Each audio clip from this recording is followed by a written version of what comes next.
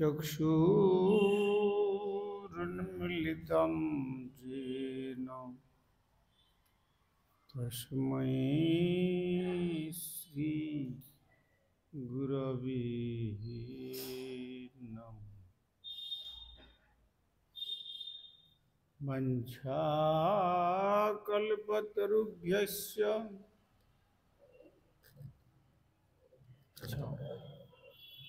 कृपा सिन्धुभ्य एव च पतितानां पावनेभ्यो वैष्णवेभ्यो नमो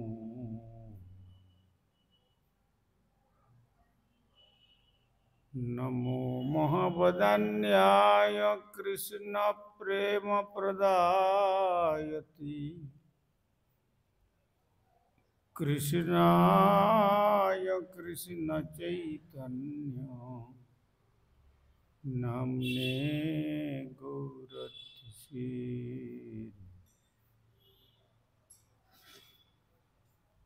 अङ्गस्य मलिमच्छटाभिरवितमन्दीकृतन्दीवरम्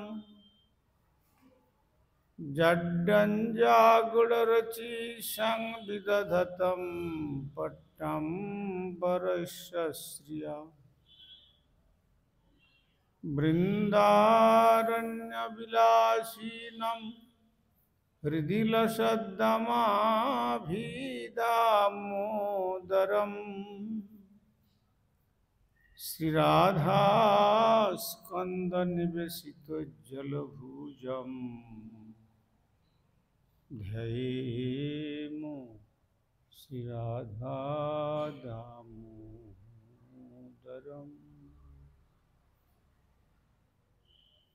ॐ नमः भगवते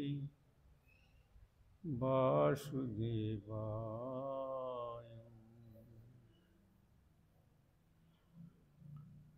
श्रुतिछन्दोगक्खवदति परमं ब्रह्मपूरकम् श्रुतिर्वैकुण्ठखं वदति किल यद्विष्णुसदनम् श्रीतद्दीपञ्चन्नविरलरसिकोऽयं व्रजवनं श्रीनवद्वीपं वन्दे परमसुखदं तं श्रीदुहितम्। श्रीमायापुरं वन्दे परमसुखदं तं श्रीदुहितम्। देवी सुरेश्वरी भगवती गंगे त्रिभुवनतारिणी तरलतरंगी शंकरमौलिनिवासिनि विमले मम मतिरस्तं तव पदकमले। भक्त्या विहीनय अपराधलक्ष्मी क्षिप्तस्य कामादितरङ्गमध्ये कृपामयि त्वां शरणं प्रपन्या। वृन्दे नमस्ते श्रीचरणारविन्दम्।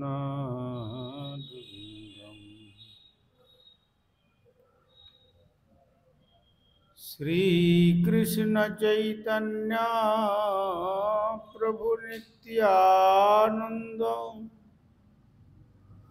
श्री अद्वैत गदाधर शिवासादि गौरभक्तवृन्द।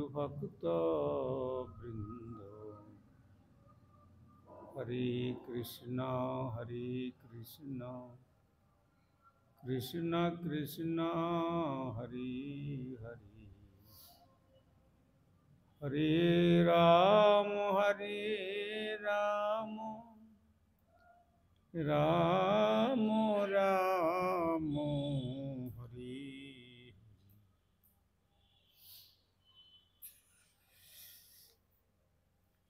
श्री गुरुदेव जय प्रभुपाद जय राधा माधव जय गौर सुंदर श्री राधे।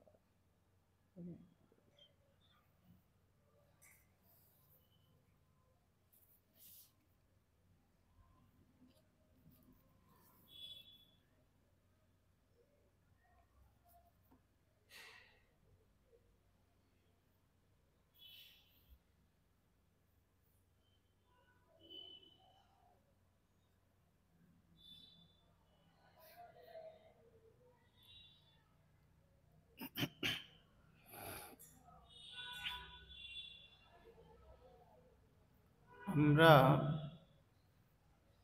বিগত কল্য আস্বাদন করেছিলাম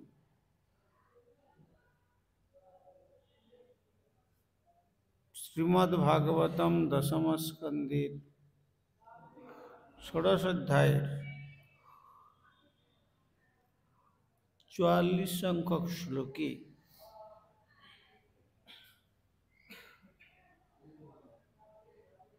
যখন নাগপত্নীগণ সমস্ত কিছু নির্ভরযোগ্য প্রমাণের মূল স্বরূপ এবং দিব্য শাস্ত্রাদির উৎস এবং রচয়িতা স্বরূপ ইন্দ্রিয় প্রবৃত্তি ও ভোগ নিবৃত্তিমূলক উভয় বৈদিক শাস্ত্রের মাধ্যমে নিজ প্রকাশ এই বলে শ্রী ভগবান ব্রজেন্দ্র নন্দন শ্রীকৃষ্ণের চরণে প্রণতি নিবেদন করার পর ৪৫ সংখ্যক শ্লোকে বলছেন নমঃ কৃষ্ণায় রামায় বসুদেবসুতায় চ প্রদ্যুম্নায় নিরুদ্ধায় সাত্বতাং পতয়ে নমঃ।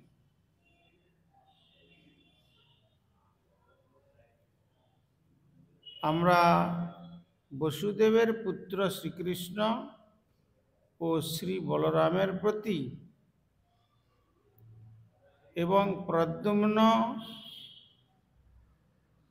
ও শ্রী অনিরুদ্ধের প্রতি আমাদের প্রণাম নিবেদন করি। সকল বিষ্ণু ভক্তের পরম প্রভুকে আমরা সশ্রদ্ধ প্রণতি নিবেদন করি।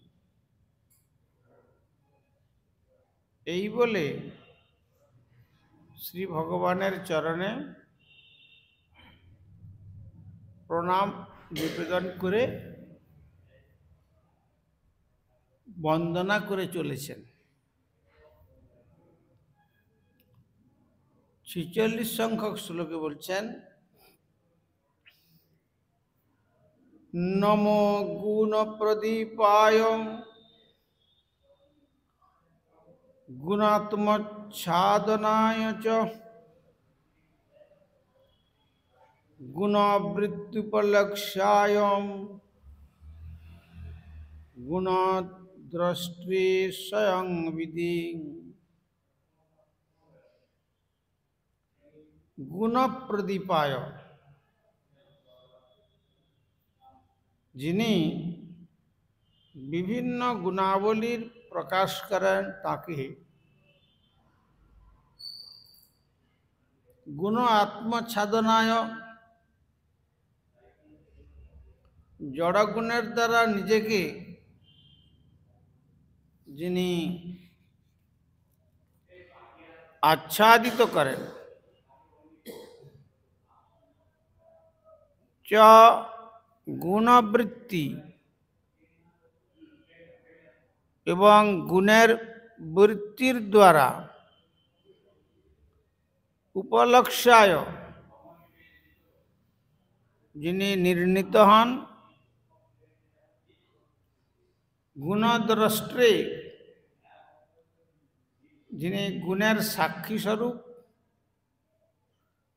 তাঁর নিজ ভক্তদের দ্বারা সংবিদে যিনি জ্ঞাত হন, তাকেও আমাদের শ্রীচরণে প্রণাম নিবেদন করি। বিভিন্ন জড় ও চিন্ময় গুণাবলীর প্রকাশকারী ভগবানকে আমরা প্রণাম নিবেদন করি। জড় গুণাবলীর মধ্যে আপনি নিজেকে আচ্ছাদিত করেন এবং তবুও সেই একই জড় গুণাবলীর ক্রিয়াকলাপ শেষ পর্যন্ত আপনার অস্তিত্ব প্রকাশ করে ফেলে। আপনি সমস্ত গুণের সাক্ষী। আপনার ভক্তদের দ্বারাই কেবল আপনাকে অবগত হওয়া যায়। যথার্থ রূপে একমাত্র আপনার ভক্তের মাধ্যমে আপনার গুণাবলীর কথা আমরা অবগত হতে পারি। তাৎপর্য অবলম্বনে গুণ শব্দটি অর্থ প্রকাশ করে জড়া প্রকৃতির তিনটি মৌলিক গুণ। একটি হচ্ছে সত্যগুণ, রজগুণ এবং তমগুণ।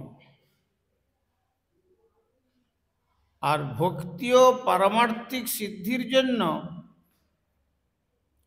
কেউ চমৎকার গুণাবলী প্রকাশ করে, অথবা মন ও বুদ্ধির মতো অন্তরেন্দ্রিয় সমূহ। প্রদীপায় শব্দটির অর্থ যিনি প্রকাশ করেন অথবা আলোকপাত করেন। তাই এখানে নাগপত্নীগণ পরমেশ্বর ভগবানের উদ্দেশ্যে বলছে, তিনি সকল জড় ও চিন্ময় গুণাবলী প্রকাশ করেন। জড়গুণ এবং অপ্রাকৃত অনন্ত গুণের যাতে সমাহার, বা জড়গুণের এবং অপ্রাকৃত গুণাবলীর মূল উৎস স্বরূপ।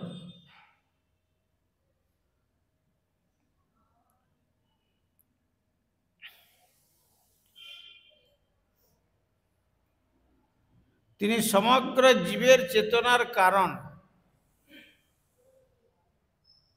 সমস্ত জীবসত্তা, তাদের যে অস্তিত্ব, আত্মারূপে ভগবান দেহে বিরাজমান থাকার জন্য আমাদের অস্তিত্ব। আর যদি তিনি আত্মারূপে অবস্থান না থাকেন, তাহলে দেহের কোনো অস্তিত্ব থাকে না।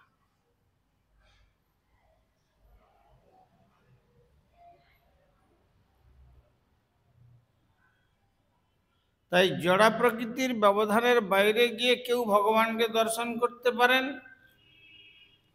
তাই তাকে গুণাত্মচ্ছাদনায় বলা হয়। মানে জড়গুণের দ্বারা তিনি নিজেকে আচ্ছাদন করে জড় জগতের জীব জগৎকে দর্শন থেকে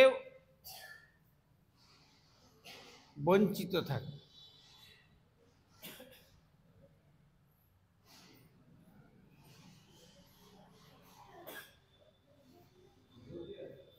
এই জন্য ভগবান হচ্ছেন ত্রিগুণাতীত। ভগবান নিজে বলেছেন, নাহং প্রকাশ সর্বস্ব জড় মায়া সমাবৃত।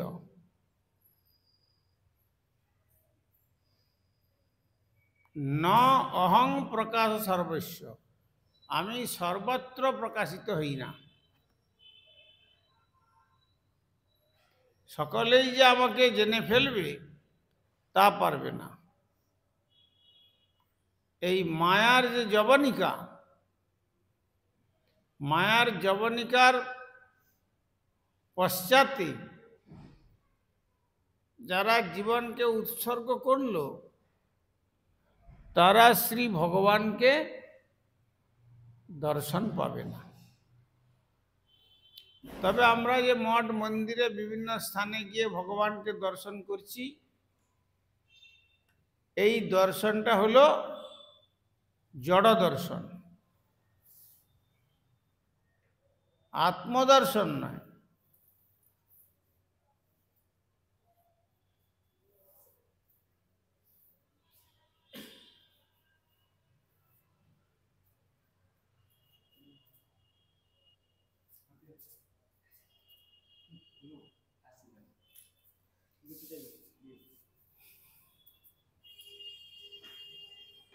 এই সাধারণ মানুষের চোখে যে ভগবানের দর্শন, এটি হলো স্থূল দর্শন।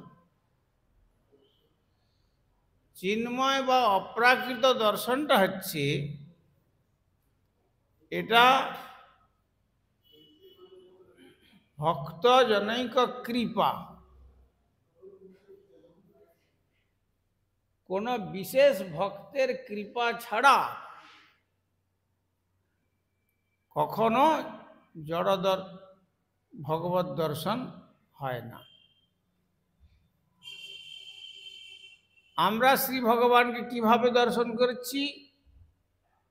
আমরা দেখছি দারু মূর্তি, প্রস্তর মূর্তি, স্বর্ণমূর্তি বা রূপ মূর্তি ইত্যাদি বহু রূপে দর্শন করছি।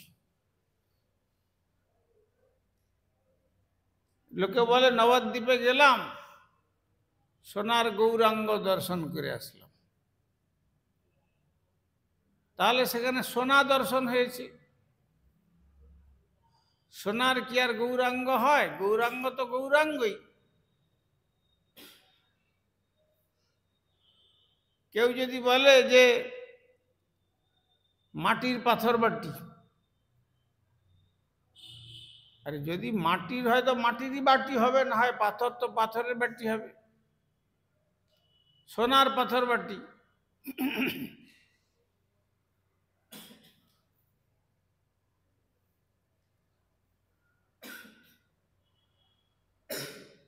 কাঁঠালের আমসত্ত্ব,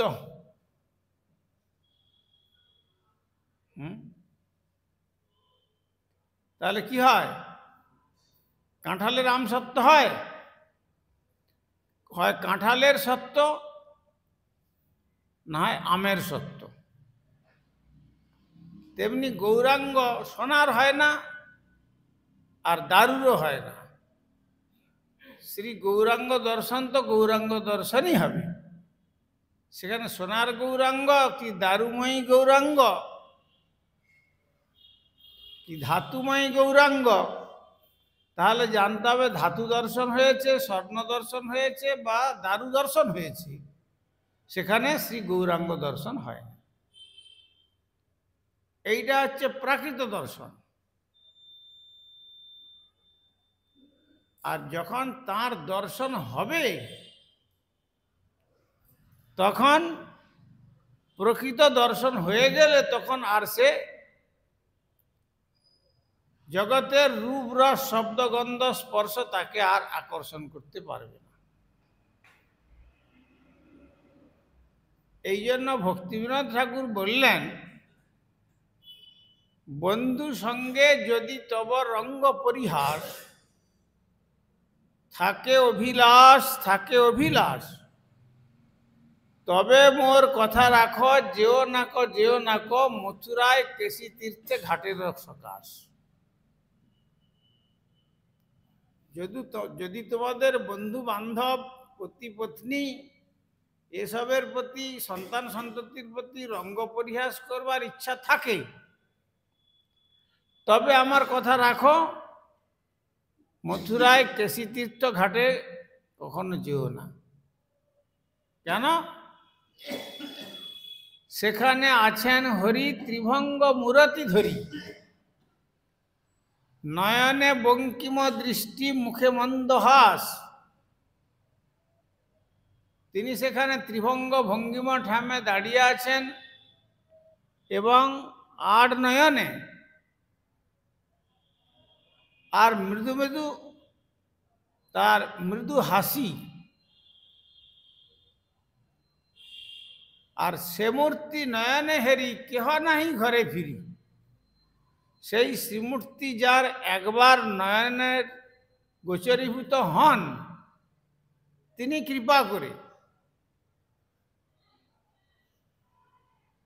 কেহ নাই ঘরে ফিরি। আর তখন আর ঘরের প্রবৃত্তি থাকে না। স্ত্রী পুত্র কন্যা আত্মীয় স্বজন বন্ধু বান্ধব এসব প্রবৃত্তি থাকবে না তখন আর। সংসারী গৃহীর যে গো হয় সর্বনাশ। অর্থাৎ যে সংসারের প্রবৃত্তি আর গৃহ বাঁধার প্রবৃত্তি, এ সমস্ত একবারে সমূলে উৎপাদিত হয়ে চিত্ত থেকে বিনষ্ট হয়ে যায়। তাই বলছেন ঘটিবে বিপদ ভারী, যেও নাথ কহে সংসারী। বৃন্দাবনে মথুরায় কেশী তীর্থ ঘাটেরও সকাশ। যদি তোমার সংসারের আসক্তি থাকে তাহলে সেখানে যেও না, তোমার সংসারে মহাবিপদ হয়ে যাবে। তখন সংসারের কোনো কর্তব্য তোমার আছে, এ প্রবৃত্তি আর থাকবে না।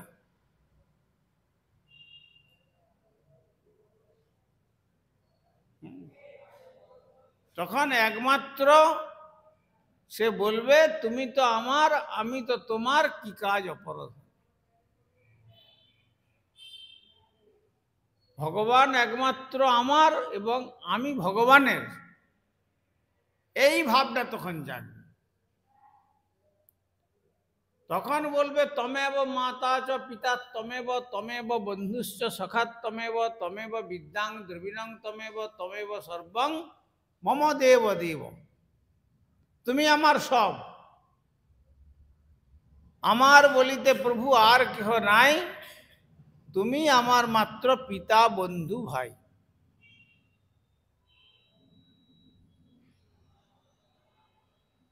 এই রকম একটা ভাবনা জাগবে যখন ভগবান কৃপা করে আমার দৃষ্টিপথে দর্শন দেবেন।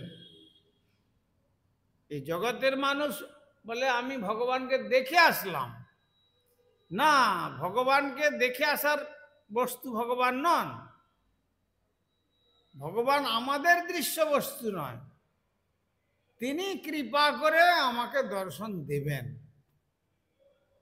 যদি আমি তার কৃপার পাত্র হতে পারি তাহলে তিনি আমাকে দর্শন দেবেন। সেই দর্শনটা হলে কি হবে না, জীবের জগৎ দর্শনের চির অবসান ঘটবে। এই জন্য সেদিন বলেছিলাম না, শ্রী জগন্নাথ মন্দিরে, শ্রীক্ষেত্রে পুরুষোত্তম ধামে পুরীতে মন্দিরের বহির্যাত্রে এত পরিশ্রম করে জগন্নাথ দর্শনের জন্য পুরী যাওয়া হলো, কিন্তু মন্দিরের যখন প্রবেশের বাইরের যখন কাজকর্ম দেখবে, সেখানে প্রাকৃত জীবনের যে নগ্ন দৃশ্য, সেই দৃশ্য দেখে মানুষ বুঝতেই পারবে না যে এটা ভগবানের মন্দির না কোনো সিনেমা হলের অ্যাডভার্টাইজমেন্ট দেওয়া রয়েছে সেখানে।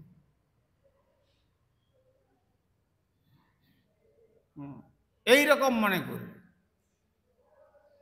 ভগবানের পবিত্র মন্দিরের গাত্রের বহির্দেশে এই রকম অশ্লীল চিত্র কিসের জন্য? কি জন্য জগন্নাথের ইচ্ছাতে এটি হলো? ভগবানের এত জায়গা থাকতে থাকতে কি মন্দির গাত্রের বহির্দেশে এইরকম নারী পুরুষের অশ্লীল চিত্র রাখতে হবে? তার মানে কি? তার মানে বলছেন আমি এখানে যে রূপে প্রকাশিত হয়েছি, যদি আমরা তোমাকে তোমরা যদি আমাকে দেখতে চাও তাহলে আমি সকলের অন্তর্যামী, কার অন্তরের কি ভাব বাসনা রয়েছে সেটা আমি জানি, আমাকে বলতে হবে না। এই জন্য ভগবানের একটি নাম সর্বান্তর্যামী পুরুষ, সকলের অন্তর্যামী পুরুষ তিনি, সকলের অন্তরের কথা তিনি জানেন। আমাদের অন্তরে যে কত মলিন, কত কদর্য, কত ঘৃণিত, কত অশ্লীল চিত্তবৃত্তি, সেটা আমরা নিজেদেরকে গোপন করে অপরের কাছে ভালো বলে ভালো সাজতে চাই, কিন্তু ভগবানের কাছে সব ধরা পড়ে যায়, ভগবানের কাছে ধরা পড়ে যাবে সব। কেন? তিনি তো অন্তরে আত্মারূপে বসে আছেন, তিনি সব জানেন যে আমার চিত্তবৃত্তিটা কিরকম, চোর না বদমাস না লম্পট না চরিত্রহীন না মহৎ বা যথার্থ ভক্তিমান, এটি তিনি জানেন।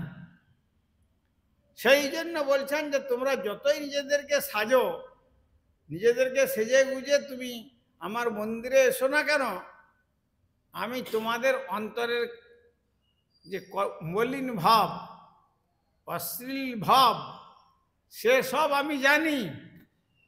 ওই ভাব নিয়ে যদি আমার মন্দিরে প্রবেশ করো তাহলে তুমি দেখবে যে আমার হাতও নাই, পাও নাই, চক্রাকার বিরাট বিরাট চোখ,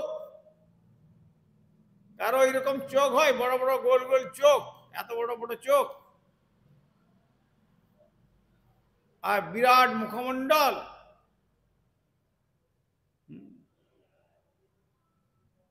কিন্তু যদি সাধন প্রভাবে মহতের চরণাশ্রয় করে সাধন প্রভাবে যদি এই সমস্ত কামনা, ক্রোধ, লোভ, মদ, মোহ, মাৎসর্যাদি এইসব প্রবৃত্তিগুলো যদি সাধনা করে অন্তরটাকে নির্মল করে এগুলোকে ঝাড়ু দিয়ে পরিষ্কার করে দিতে পারো, অর্থাৎ দেহের বাইরে যদি ফেলে দিতে পারো, এই সমস্ত প্রবৃত্তি তোমার অন্তরের মধ্যে বিন্দুমাত্র স্থান না পায়, সেই নির্মল চিত্তে যখন আমার মন্দিরে প্রবেশ করবে তখন দেখবে জ্যোতিরভ্যন্তরের রূপম অতুলম শ্যাম সুন্দরম। জ্যোতিরভ্যন্তরে রূপম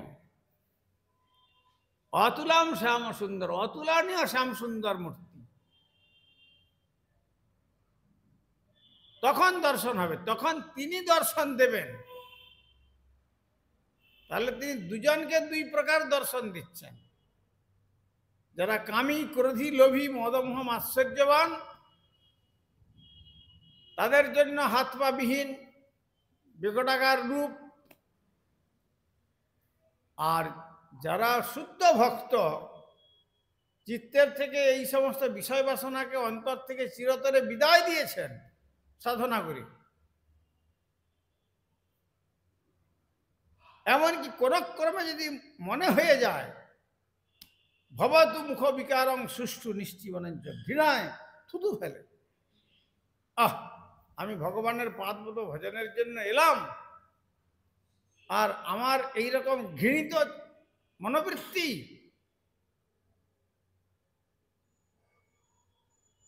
এই ঘৃণাস্পদ বস্তুগুলো আমার মনের মধ্যে চিন্তা আসছে,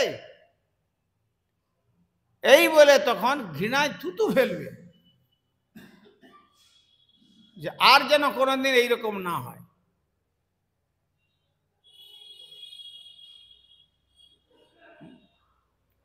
সুধাম বৃন্দাবনে কোন এক মহাত্মা যমুনার তটে একান্তে ভজন করছেন। ভজন করতে করতে একদিন রাত্রিতে একটু তন্দ্রা আসছে। তন্দ্রাতে কি হলো, স্বপ্নেতে নারী দর্শন হয়ে গেল।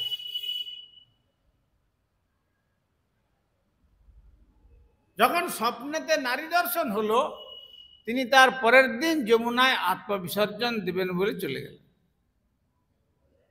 যে আমার সাধনার কি এই সমস্ত জীবনের সাধনার কি এই ফল?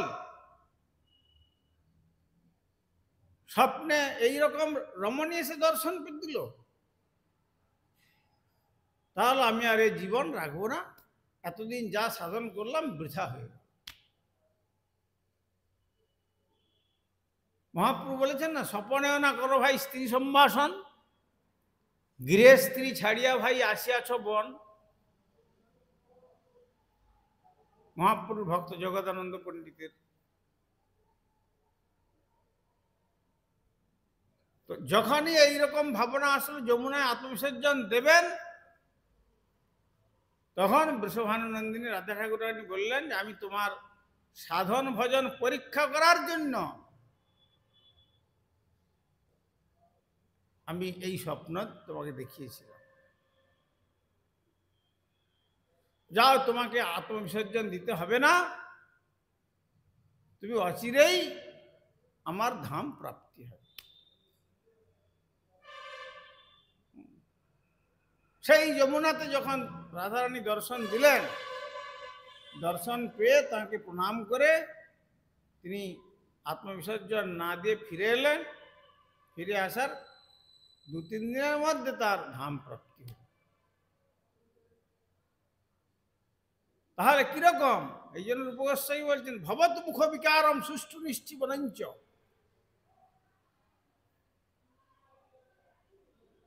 মনে যদি কখনো বাসনা এসে যায়, ঘৃণায় থুতু ফেলবে, হায় হায় এ কি করবে, আমার কি সাধনা হলো। আর সরগোস্বামীগণ কি দেখছেন? ওই যে আমরা সকালবেলা দামোদরবতে পাঠ করতাম, চারিদণ্ড সূচি থাকে, স্বপনে রাধা গোবিন্দ, মাত্র 4 দণ্ড শয়ন করেন, তাও গাছের শুষ্ক পত্রের উপরে, কখনো বা ব্রজের ধুলায়। স্বপ্নেতে ভগবান শ্রী রাধা গোবিন্দকে দর্শন করে। তখন জানতে হবে যে হ্যাঁ, আমার সাধনাটা অগ্রগতির পথে চলছে।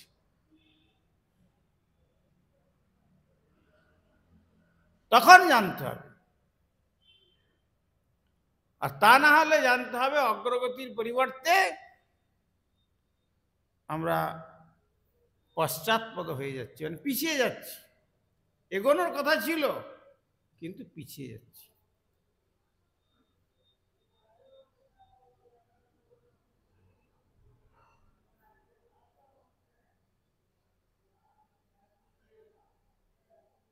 এই জন্য রমণীদের থেকে সাধুদেরকে অনেক দূরে, মন থেকে অনেক দূরে অবস্থান করতে হয়। তাদের প্রতিটি অঙ্গ প্রত্যঙ্গ পুরুষের চিত্তকে মোহিত করে ফেলে, যার দ্বারা ভগবানের পাদ পদ্ম বিস্মৃত হয়ে যায়। ভগবান বলেছেন যে দৈবিজ্জিসা গুণময়ী মম মায়া দূরত্ব, আমার মায়া হচ্ছে দূরতিক্রমণীয়, এ সহজে অতিক্রম করা যায় না। কিন্তু যিনি 100 ভাগের 100 ভাগ মামে বজে প্রপদ্যন্তে, আমাতে প্রপত্তি নিল মায়া মেতাং তরন্তি, তারা আমার এই ত্রিগুণময়ী মায়ার যে পহেলিকা, তাকে অতিক্রম করতে পারবে। তা না হলে কখনোই অতিক্রম করতে পারবে না। বাঞ্ছাকল্পতরুভ্যশ্চ কৃপা সিন্ধুভ্যৈব চ পতিতানাং পাবনেভ্যো বৈষ্ণবেভ্যো নমঃ।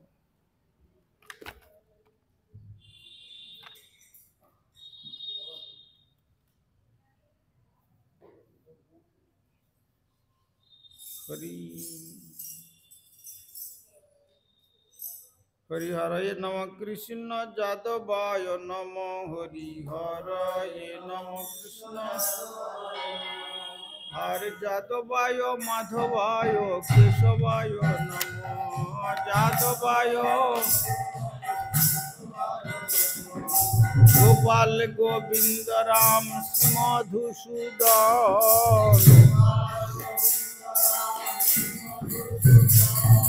हरि गिरिधारी गोपीनाथ मदन मोहन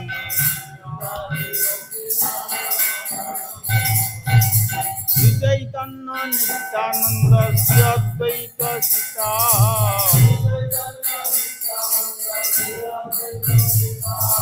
श्री गुरु वैष्णव भागवत गीता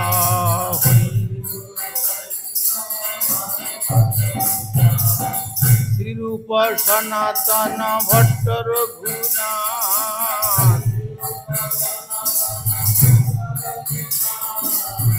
जीव गोपाल भट्ट दास रघुनाथ जीव এই ছয় গোসাইর করি চরণ বন্দন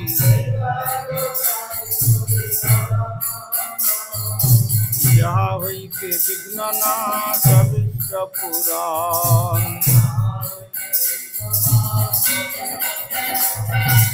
এই ছয় গোসাই যার মই তার দাস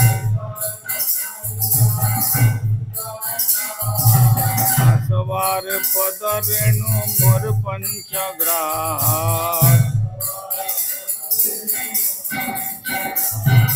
তাদের চরণ সেবী ভক্ত শনে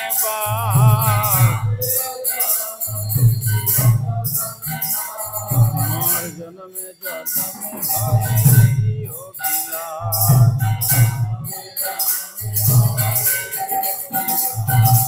এই ছয় গোসাই যবে ব্রজ কইলা বাস রাধা কৃষ্ণ নিত্য লীলা করিলা প্রসাদ আনন্দে বল হরি ভজ বৃন্দাবন শ্রী গুরু বৈষ্ণব পদে মজাইয়া মন গুরু বৈষ্ণব পাদ পদ্ম করিয়া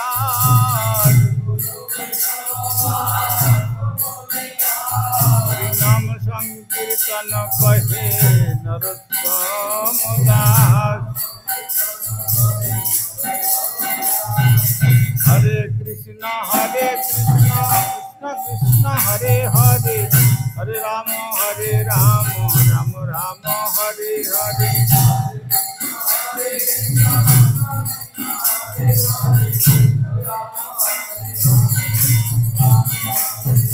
গৌর হরি